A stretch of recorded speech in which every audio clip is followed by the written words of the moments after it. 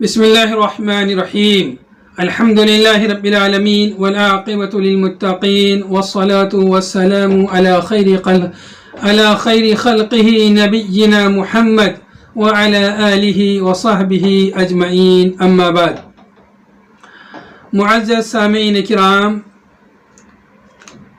و مشاہدین کرام، اس سے پہلے کے درس میں ہم نے قواعد الاربع کا مقدمہ پڑھا تھا اور اس میں سعادت مند انسان کی کیا خوبیاں ہیں وہ ہم نے پڑھا، نیز انسان کی پیدائش کا مقصد، توحید کی قسمیں، وسیلے کی بعض قسموں کا تذکرہ ہوا اور شرک کا بھی مختصر سا بیان ہوا۔ اب یہاں سے باقاعدہ قواعد الاربع کی ابتدا ہونے جا رہی ہے۔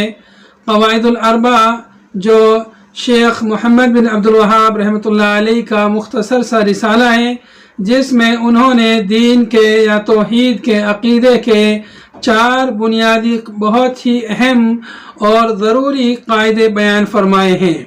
ان قواعد کی روشنی میں ایک شخص اپنے آپ کو شرک اور کفر جیسے خطرناک اور سنگین گناہ سے بچا سکتا ہے۔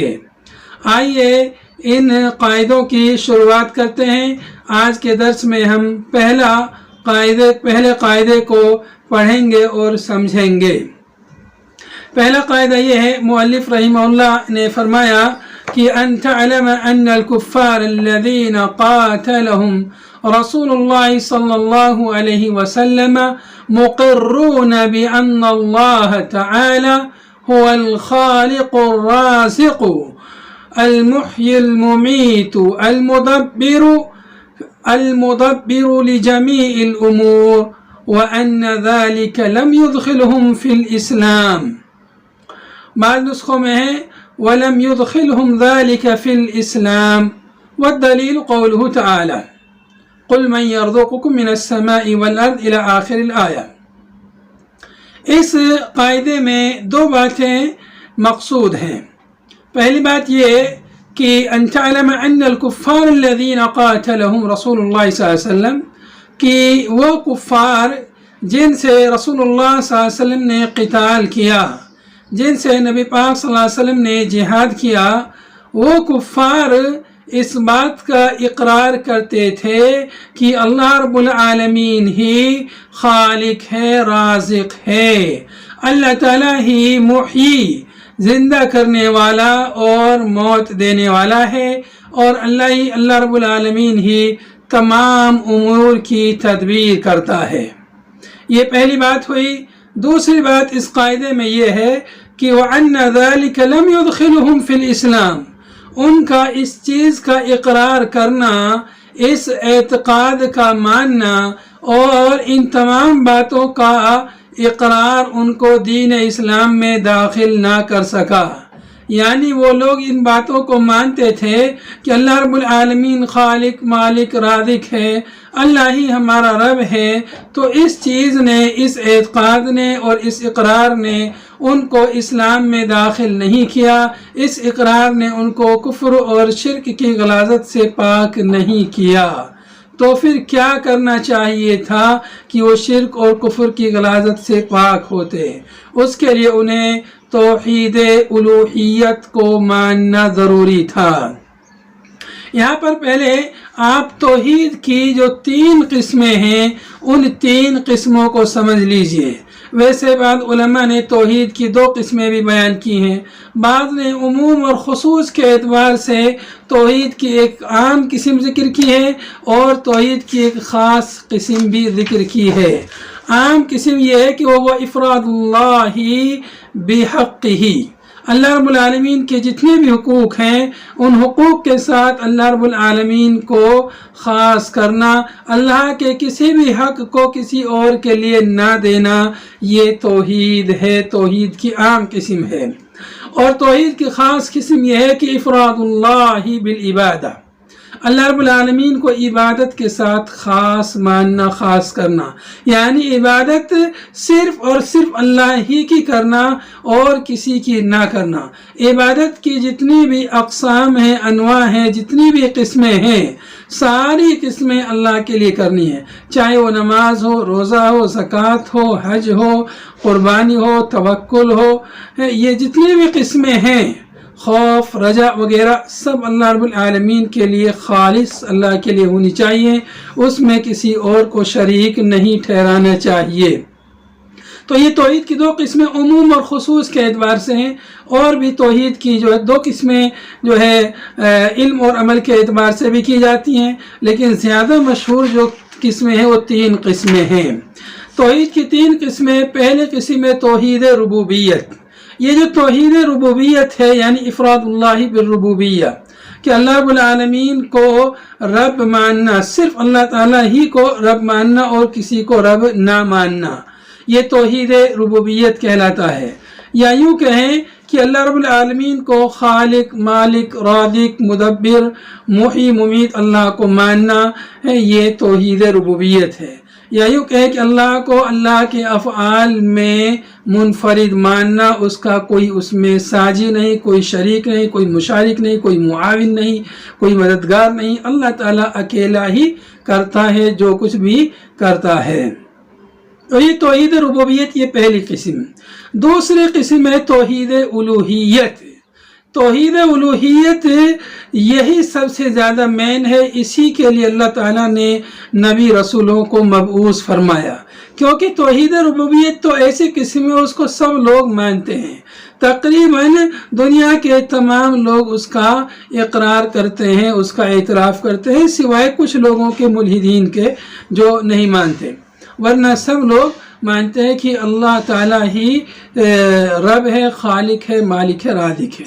لیکن توحید الوہیت کو سب لوگ نہیں مانتے، اس کو صرف موحدین ہی اس کو مانتے ہیں۔ تو اسی توحید الوہیت کے لیے اللہ رب العالمین نے نبی رسولوں کو مبعوث فرمایا، اسی کے لیے آسمانی کتابیں نازل فرمائی۔ تیسری قسم توحید کی توحید اسماء و صفات ہے۔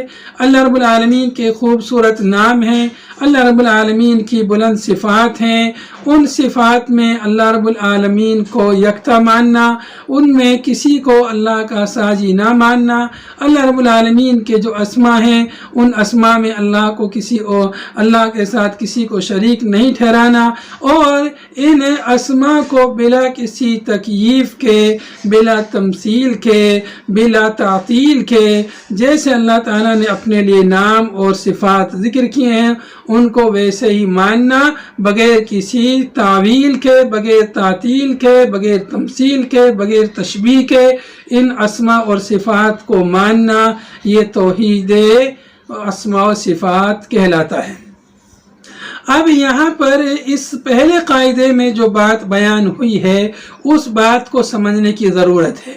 وہ بات یہ بیان ہوئی ہے کہ کفار مکہ اور دیگر کفار جو نبی پاک صلی اللہ علیہ وسلم کے زمانے میں تھے، وہ سارے کفار، چاہے وہ بتوں کی پوجا کرتے رہے ہوں، چاہے وہ سورج اور چاند کی پوجا کرتے رہے ہوں، یا کسی اور چیز کی پوجا کرتے رہے ہوں، سب کفار اس بات کو مانتے تھے کہ ہمارا خالق، ہمارا مالک، ہمارا رازق، ہمارا مدبر، ہمارا پالنہار، ہمیں پیدا کرنے والا، ہمیں زندہ کرنے والا، ہمیں موت دینے والا، وہ کون ہے؟ وہ اللہ تعالی ہے۔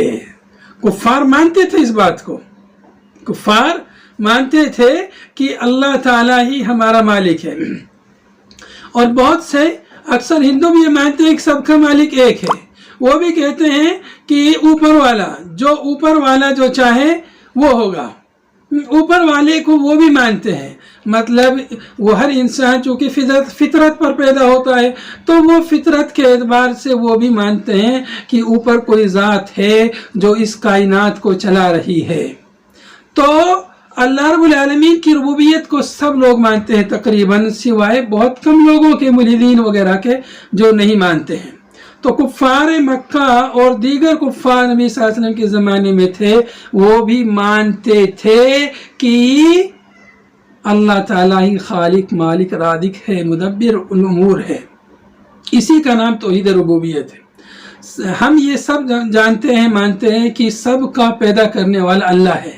اللہ نے ہم کو پیدا کیا ہے تو یوں ہی نہیں چھوڑ دیا، اس نے رزق کی ذمہ داری بھی لی ہے، وہی ہمیں رزق بھی دیتا ہے۔ پالنے کی پالنہار ہے اللہ تعالیٰ، تو جو چیزیں پالنے کے لیے جن چیزوں کی ضرورت ہے وہ تمام چیزیں اللہ تمام لوگوں کے لیے مہیا کرتا ہے، چاہے کوئی اللہ کو مانے یا نہ مانے، چاہے کوئی اللہ کی عبادت کرے یا نہ کرے، لیکن اللہ چونکہ سب کا رب ہے اس لیے اللہ رب العالمین سب کے لیے عطا کرتا ہے، سب کے لیے رزق کا بندوبست کرتا ہے۔ زندگی جینے کے جو سامان ہیں وہ تمام سامان اللہ رب العالمین عطا کرتا ہے، دیتا ہے۔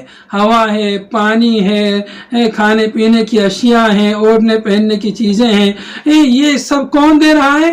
پالنہار رب۔ چونکہ رب نے، اللہ نے ہم سب کو پیدا کیا ہے، چاہے مسلمان ہو یا کافر، سب کا پیدا کرنے والا خالق اللہ تعالیٰ ہے۔ تو جب وہ خالق ہے تو اس نے ہم کو یوں ہی نہیں چھوڑ دیا، تو ہمارے پہننے کے لیے، اوڑھنے کے لیے، بچھانے کے لیے، کھانے کے لیے، پینے کے لیے بھی اس نے انتظام کیا، اس کا بھی بندوبست فرمایا۔ وہی ہمیں موت دے گا، وہی پھر دوبارہ ہمیں زندہ کرے گا۔ تو یہ اوصاف ہیں رب کے، یہ اوصاف کسی اور کے نہیں ہیں۔ اگر کوئی ان اوصاف کو کسی اور کے پاس مانے کہ کوئی اور بھی زندہ کر سکتا ہے، کوئی اور بھی رزق دے گا، تو یہ شرک ہوگا توحید ربوبیت میں۔ تو ایسی توحید تو کفار بھی مانتے تھے۔ دلیل کیا ہے؟ قرآن پاک میں متعدد مقامات پر اس کی دلیلیں موجود ہیں۔ ایک دلیل ہم آپ کے سامنے پیش کریں گے اختصار کے لیے، جو یہاں مؤلف نے ذکر کی ہے۔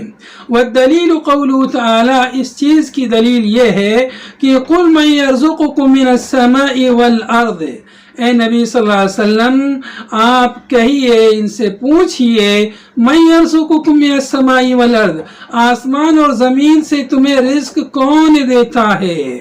آسمان سے بارش برستی ہے، پانی نازل ہوتا ہے، وہ پینے کے کام آتا ہے، زمین شراب ہوتی ہے، پھر اس سے غلہ اگتا ہے، تو رزق کا ذریعہ کیا ہوا؟ آسمان اور زمین دونوں رزق کے ذرائع ہیں۔ تو آسمان سے بارش کون برساتا ہے؟ اللہ رب العالمین آسمان سے بارش برساتا ہے۔ پھر زمین سے سبزہ اور پھل اور ترکاریاں اور کھانے کی چیزیں کون اگاتا ہے؟ اللہ رب العالمین اگاتا ہے۔ اے نبی صلی اللہ علیہ وسلم آپ ان سے پوچھئے کہ آسمان سے اور زمین سے تمہیں رزق کون دیتا ہے؟ امن یملک السمع والابصار، ام کا معنی ہے یا، من کون، یا کون ہے مالک کانوں کا اور آنکھوں کا؟ اللہ رب العالمین ہمارے آنکھ کا، ہمارے کانوں کا، ہر چیز کا اللہ مالک ہے۔ ہم کانوں سے کیا سن رہے ہیں، اچھا سن رہے ہیں، برا سن رہے ہیں، اللہ رب العالمین سب دیکھ رہا ہے، اللہ کو سب معلوم ہے۔ آنکھوں سے کیا دیکھ رہے ہیں، کیا سن رہے ہیں، اللہ تعالیٰ کو ہر چیز کا علم ہے۔ لا تدرکہ الابصار وہو یدرک الابصار، تم اللہ کا ادراک نہیں کر سکتے، لیکن اللہ رب العالمین تمہاری آنکھوں کا بھی ادراک کرتا ہے کہ تم کیا دیکھ رہے ہو، کس نیت سے دیکھ رہے ہو، اللہ کو سب معلوم ہے۔ آگے فرمایا وَمَن یُخْرِجُ الْحَیَّ مِنَ الْمَیِّتِ، اور کون ہے، بتائیے کون ہے جو زندے کو نکالتا ہے مردے سے اور مردے کو نکالتا ہے زندے سے؟ یعنی انسان کو اللہ رب العالمین پیدا کرتا ہے تو نطفے سے پیدا کرتا ہے، وہ مردہ ہوتا ہے، اور انسان سے نطفے کو پیدا کرتا ہے، انسان زندہ ہوتا ہے، مردہ نطفہ مردہ ہوتا ہے۔ یا جیسے انڈے سے مرغی پیدا ہوتی ہے، مرغی سے انڈا، تو مرغی انڈا مردے کے حکم میں ہے، اور اس سے زندہ بچہ پیدا ہوتا ہے، مرغی پیدا ہوتی ہے، اور زندہ مرغی سے انڈے پیدا ہوتے ہیں۔ کون ہے جو یہ سب کر رہا ہے؟ یقیناً اللہ سبحانہ و تعالیٰ ہے۔ پوچھئے ان سے کون ہے؟ وَمَن يُدَبِّرُ الْأَمْرَ، اور کون ہے جو تمام معاملات کی تدبیر کر رہا ہے؟ یہ کائنات، یہ سورج، یہ چاند، یہ ستارے، یہ جو سب چل رہے ہیں، گردش کر رہے ہیں، کون ہے جو ان کو چلا رہا ہے؟ یہ اپنے چلنے میں کمی کوتاہی نہیں کر رہے ہیں، اپنے وقت پر سب آ رہے جا رہے ہیں، دن رات کی، لیل و نہار کی گردش۔ کون ہے جو سب کر رہا ہے؟ یہ سب کچھ کرنے والا اللہ رب العالمین ہے۔ فَسَيَقُولُونَ اللَّهُ، ان قریب قریب وہ کافر لوگ ضرور یہ کہیں گے کہ یہ سب کرنے والا اللہ تعالی ہے۔ فَقُلْ أَفَلَا تَتَّقُونَ، آپ ان سے کہیے تو تم اللہ سے ڈرتے کیوں نہیں؟ جب یہ مانتے ہو، اعتراف کرتے ہو کہ ہمارا پالنہار، ہمارا خالق مالک رازق اللہ ہے، وہی پیدا کرتا ہے، وہی زندہ کرتا ہے، تو پھر تم اس کو مانتے کیوں نہیں؟ اس کی عبادت کیوں نہیں کرتے؟ اس کا خوف کیوں نہیں کھاتے؟ اس کی پکڑ سے تم ڈرتے کیوں نہیں؟ کیوں پھر تم غیر کے سامنے جھکتے ہو، غیر کے سامنے سجدہ کرتے ہو؟ تو معلوم یہ ہوا کہ توحید ربوبیت، اللہ کو صرف رب مان لینا کافی نہیں ہے، بلکہ ضروری ہے کہ اللہ کو رب ماننے کے ساتھ ساتھ میں اللہ ہی کو الہ اور معبود مانا جائے اور اللہ ہی کی عبادت کی جائے، اللہ کے سوا کسی اور کی عبادت نہیں کی جائے۔ یہی اس قاعدے میں دوسری بات بیان کی گئی ہے کہ دیکھو کفار مکہ بھی یہ بات مانتے تھے، تو یہ بات ماننے سے ان کو نجات نہیں ملی، یہ بات ماننے کی وجہ سے، یہ اقرار کرنے کی وجہ سے اللہ خالق مالک رازق ہے، تو ان اقرار کی وجہ سے ان کو نجات نہیں ملی اور وہ جو ہے اسلام میں داخل نہیں ہو سکے، شرک اور کفر کی غلاظت سے وہ لوگ پاک صاف نہیں ہو سکے۔ یہ اس قاعدے سے ہمیں بات معلوم ہوئی کہ جو شخص صرف توحید ربوبیت کو مانتا ہے تو اس کے لیے نجات نہیں ہے۔ توحید ربوبیت کے ساتھ ساتھ میں ضروری ہے کہ توحید الوہیت کو بھی مانے اور اس کا بھی اقرار کریں، ایک اللہ کی عبادت کریں، اللہ کے ساتھ کسی کو شریک نہ ٹھہرائیں۔ توحید الوہیت بھی ضروری ہے، توحید اسماء و صفات بھی ضروری ہے۔ اس لیے ان چیزوں کو، ان اقسام کو اچھی طریقے سے سمجھ لینا چاہیے اور شرک کی اقسام کو بھی سمجھ لینا چاہیے تاکہ انسان شرک میں واقع نہ ہو۔ یہ بات جب سمجھ میں آ جائے گی تو انسان جو ہے اپنے آپ کو شرک میں واقع ہونے سے بچائے گا۔ اللہ تعالیٰ سے دعا ہے اللہ تعالیٰ ہمیں شرک اور کفر سے بچائے اور توحید پر چلنے کی ہمیں توفیق عطا فرمائے، توحید کی جملہ اقسام کو سمجھنے کی، ان پر عمل کرنے کی توفیق عطا فرمائے۔ اللہ تعالی ہمارے عقیدے کی اصلاح فرمائے اور تمام مسلمانوں کو صحیح راستے پر چلنے کی توفیق عطا فرمائے۔ اللہ تعالی ہمیں جب تک زندہ رکھے اسلام پر زندہ رکھے اور جب موت دے تو ایمان کی حالت میں موت دے۔ وآخر دعوانا ان الحمد للہ رب العالمین۔ سبحانک اللہم بحمدک، نشہد ان لا الہ الا انت، نستغفرک ونتوب الیک۔ والسلام علیکم ورحمۃ اللہ وبرکاتہ۔